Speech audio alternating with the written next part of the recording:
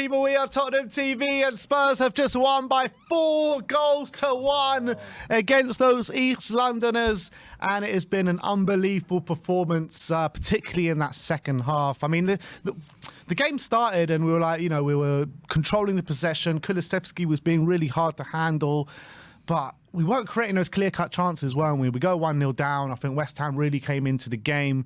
And then I think we ended the half really well, though, didn't we? And then the second half was just, we blew them away. Yeah, exactly that. I think Kulu dragged us back into the game, by the skin of our teeth with that goal to get us back to 1-1.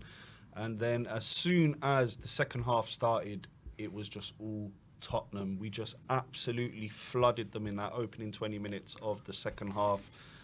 Goal after goal, chance after chance. And we did have a bit of luck, with some of the goals and some of the... But we created our own luck today. We were making things happen. We were putting good balls into the box. We were beating them, the last man. And it all paid off. And at the end of the day, Sonny with a clinical finish to just wrap up a lovely, beautiful London derby win for us at the Tottenham Hotspur Stadium. So I'm absolutely delighted. And you saw all the West Ham fans, they couldn't get out of that stadium quick enough today. It was a joy to behold. It was great to see. And finally, Spurs get over the line in a London derby under Ange Postecoglou. West Ham, we have taken to the absolute cleaners today. And, we're all excited to see Sonny back in the team today. After the last two games against Manchester United, if we had him, we'd probably score 5 or 6. Against Brighton, we were clearly missing him out on that left-hand side. Today, out of the 4 goals, he had his heavy hand in 3 of the goals that we scored today. I mean, the first one that he was involved with was a lovely ball round the back to Destiny Udogie when he was tugged out to that left-hand side. And obviously, Udogie lays it back to Bissouma, and Bissouma does the rest. The second one, he forces the own goal with, it wasn't the greatest shot in the world, but he forces that shot and it rebounds off Alariola into Todibo in the back of the net. And and then he actually got on the score sheet where a lovely ball that ball from Sarr. That ball from Sarr was just beautiful. Split the whole West Ham defence apart. Literally. Brilliant. And then Sonny does what Sonny does best, one-on-one with his defender, step over after step over after step over, and then he finishes it and goes through Ariola's hands. So what a performance from the captain today. Clinical, ruthless. And I was asking for Sonny to step up in that second half, and boy, did he. He took it upon himself to get the job done, get us over the line. And I'm just so glad to have him back because we really, really missed him. It's an interesting one, isn't it? I'm not sure what happened to Maddison because I thought he was having a fairly good first half. Same. Obviously, Spurs weren't creating as many clear-cut chances as we would have liked and as we did in the second half. But if I'm led to believe what the comments say, I haven't seen any official word from Ange or what the commentators were saying, but they're saying it was tactical to take off Maddison. I did see him looking a bit upset, sitting in the on the bench in the second half. If it is tactical, what do you make out of it?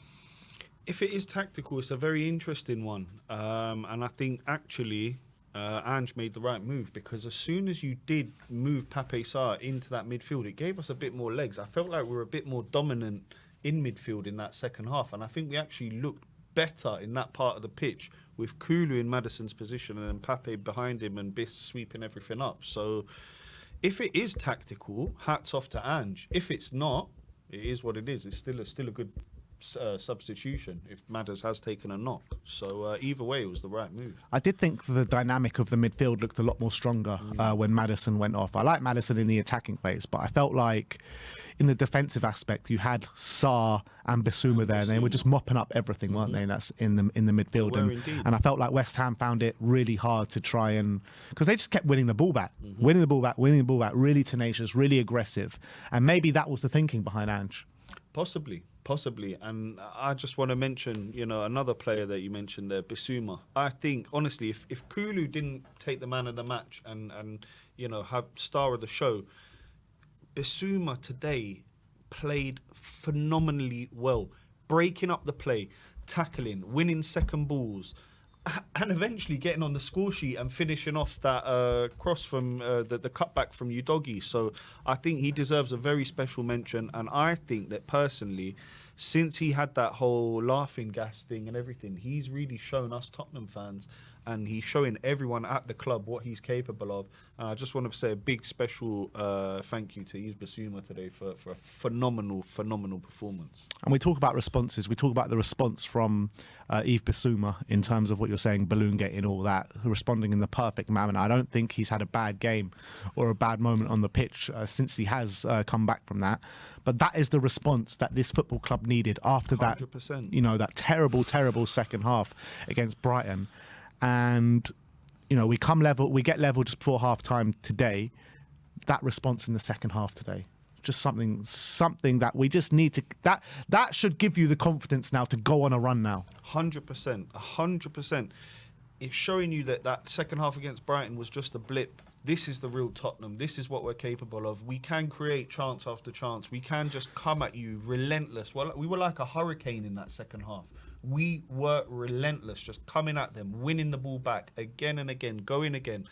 And it set us up in a position here. I know we've got a lot of home games coming up. Can we go on a little run?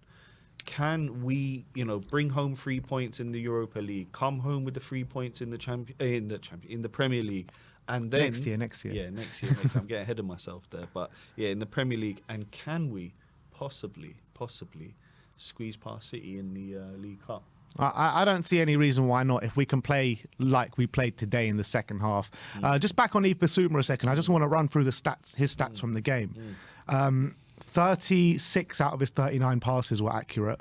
1 chance created, 6 passes into the final third. 4 out of his 4 tackles were successful. 4 clearances, 3 headed clearances, 3 ball recoveries. 7 out of his 12 ground duels won, and he won 2 fouls as well. I mean, he proper bossed that midfield today. Trust me, he was key to our victory. As much as Kulu was the man, and he was brilliant and deserves his man of the match, Bissouma was so good today. And I'm loving seeing him back at his best, because I remember last season, those first 10 games, he was unplayable.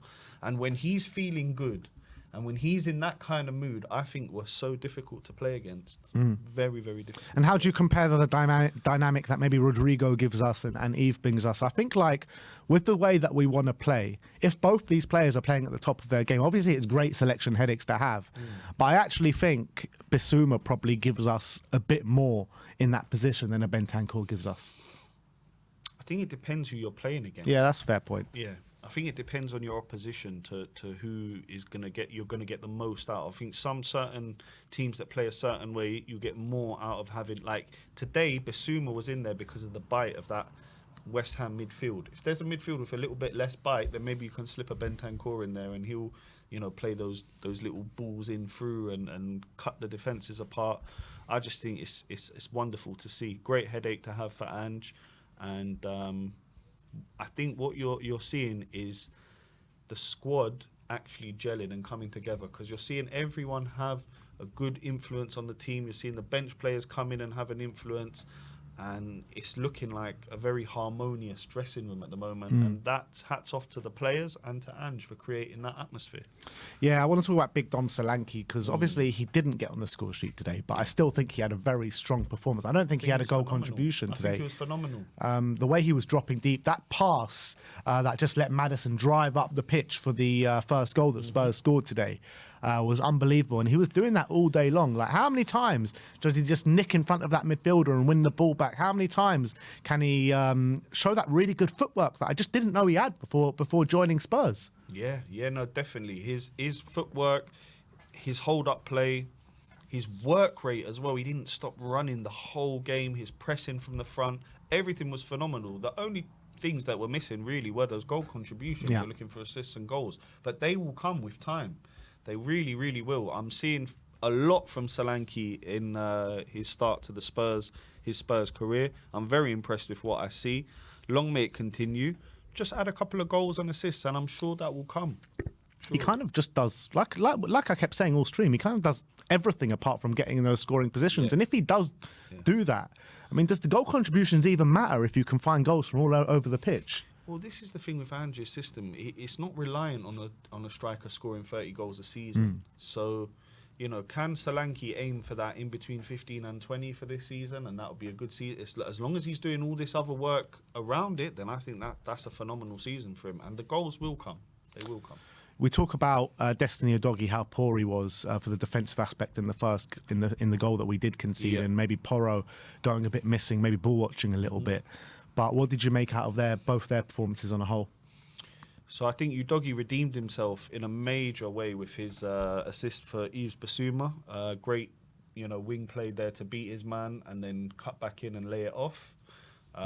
Defensive wise, I think he needs to improve. He needs to understand that his positioning basically needs to be a bit better. He needs to be behind the line of the defender. He can't let that defender have a yard or two on him, which is what he let Bowen have, and that's the way he managed to cut in on him. So I'm looking for improvements on Udogie's defensive side. However, going forward, he redeemed himself in that second half. Porro, I thought, again, his overall play going forward was good. Could have done a little bit better on a ball when he should have flashed it across the goal, and he just kind of scuffed it and shot it up in the air. But in general, very good game as well. Probably 7 out of 10 for Porro. Yeah, I like both their performance from an attacking display, and I just feel like something is missing from Udogie's play from a defensive aspect at the moment. You saw the 3 goals that we came unstuck with at Brighton. We saw the one today. I think he's getting beaten one-on-one way too easily a bit at the moment. But look, I don't want to take it away from the brilliant performance today, because I think it really was a 5-star performance, particularly in that second half from Spurs. And we were talking at half-time, we said we need to take it up a notch, and we did that. Yeah, we did. We really did. And we stepped up. The game was right in the balance there at half-time. 1-1, could go either way. And we just put our foot on West Ham's neck and just took them to the sword, basically, in the second half. We need to talk about the man of the match. We need to talk about the man of the match, which was Dejan Kulusevski. What a performance today. And when you think this man can't get better, he just does. The guy is a phenomenon this season. He's been our best player of the season. Every single game, putting in top-class performances. 1 goal, 29 of his 35 passes completed, 2 chances created, 4 passes into the final third, 3 out of his 3 tackles won, 8 ball recoveries, 8 of his 14 ground duels won, and 3 fouls won as well. And I was saying at the beginning, we were both saying it, that he looked bang up for this game right from the start. Maybe when Spurs weren't really that at it. He bought 2 fouls in the opening 15 minutes. They found it so hard to deal with him for the whole game. Gets on the score sheet, maybe a bit fortuitous with the way it does go in. It kind of takes a knock off Areola, then hits both posts and goes in.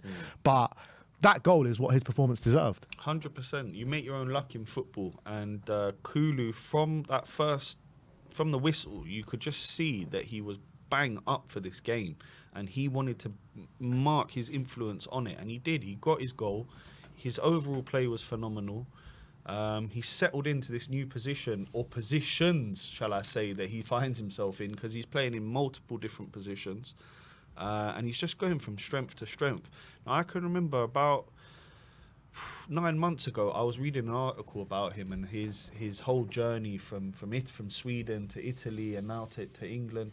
And even though he's so young, he's so mature for his age, which just gives me so much confidence going forward that he can really push on. From the player that we're seeing today, he can go from strength to strength. And he's just showing me that week in, week out for Tottenham Hotspur. I think he's been our best player this season overall. And long may it continue, Kulu, because you are just proving all your doubters wrong. And I'm expecting big things from him this season. 100%. And the kind of criticism with Kulusevski has been that he doesn't provide maybe these goal contributions as often as he should with the quality that he does have. He's impacting in all phases of the game, from the defensive phase, from the attacking phase. Now with 2 goals in his last 3 games, we're really starting to add that. 100%. And he should be looking for more. He should be hungry, and he is hungry. He is hungry. Yeah, exactly that. He is hungry. We know we've got his compatriot Bergvall as well, who he's kind of taken under his wing as well, and kind of showing him the Spurs way, which I'm loving. So yeah, brilliant performance from Kulu. Go out and enjoy yourself, and get yourself ready for Thursday night. Yeah, and you saw West Ham's best player probably today was Mohamed Kudus, right? He was really hard to deal with, particularly in that first half. We couldn't get the ball off him at times. But he lost his head. He lost his head completely. He did not know what was going on that second half. The challenge with the coming together between him and Mickey van der Ven. Mickey kind of hits him a little bit, then Kudus slaps him in the face, then knocks into Richarlison. Richarlison's on the floor. Then Sarr comes up to him. He knocks Sarr in the face. And then I was like, what? How is the referee how is he giving the same punishment to Van der Ven than he gave to Mohamed Kudus? VAR intervened, obviously, and the right decision was made, and he gets a straight red. But what is he thinking? You know, the referee's right there. You can see what's going on. And if not, you have 5 other referees around who can see what's going on. Surely one of them must have seen Kudus eye gouging or face palming our players. I can't understand how... Just going for everyone. Just going for everyone. He lost his mind completely. He lost his mind. And honestly, if I was Lopetegui, I will be not just angry at the defeat and the manner of the defeat, but I will be specifically out for him because he's an absolute idiot. He's not only hurt their team by getting sent off and getting banned for 3 games, but now they've got no threat. You know, like you said, he's their best player. He was their best player today. Now they've got no threat for the next 3 games. Happy days. Happy days. Happy days for us. But boy, West Ham are in big trouble, I reckon. Yeah. How long is Lopetegui going to be there? Well, yeah, I mean, West Ham sitting 14th in the league with everyone still to play this season. West Ham are in a very bad way at the moment. You thought maybe they're turning a corner just before international break, winning 4-1 against Ipswich. Well, they've responded that by losing 4-1 at the Tottenham Hotspur Stadium in their cup final. Imagine turning up to a cup final and losing 4-1. Yeah. That's what they've done today. Exactly that. Long may it continue. Long may it continue. They're on 8 points right now, West Ham. And... Leicester on 6 and Everton on 5 in touching distance of them, who both have to play over the weekend. So, look, I think it's unbelievable result, unbelievable game for Tottenham Hotspur today. When you look forward into the run of games that we have now, we got AZ Alkmaar on Thursday, Palace away in the Premier League, Man City at home, and then Aston Villa at home in the Premier League. We have to kick on now. 100%. This means nothing if we don't respond at Crystal Palace and we don't respond with Aston Villa. Oh, 100%. 100%. It's time to keep the ball rolling. We've managed to turn around our fortunes from the Brighton second half, and it's about consistency now. Can we start racking up those points week after week? And to be honest, after a performance like this, I'm feeling pretty confident. Are you feeling we can go and do it? Yeah, why not? Why not? Look what we did to Villa last season, 4-0. And you know what? We lost to them at home last season, but even in that game, we should have won. We had enough chances that Bentancur goes down injured. Like in those first 20 minutes, we did enough in just those 20 minutes alone to go and win that game. Easily. So there's no reason why we can't, with Aston Villa coming onto our patch and win that game. There is no... Why can't we? We gave them 4 at Villa Park. We need to be winning that. Yeah. Simple as that. So it feels like the kind of negativity and the kind of frustration after that Brighton game, after that performance is well and firmly gone for you? Yeah, definitely. It was just a blip. And that's what we like to hear. That's what we like to hear. So that is it from us today. Spurs have burst the bubbles. We've hammered the hammers by 4 goals to 1, people. I want to thank you all for coming on today. We've got a quick super chat here from a Korean supporter of ours saying Son is back, and it was an unbelievable performance from our captain today, and it shut all the haters up about Sonny. But we'll be back on the fan show in about 30 minutes time. So I want to hear you, and I want to speak to you. I want you to have your say on the brilliant game, which was Spurs 4, West Ham 1, sending West Ham packing back to East London. We'll see you all very soon. Like, subscribe and comment, and as always, come on you Spurs.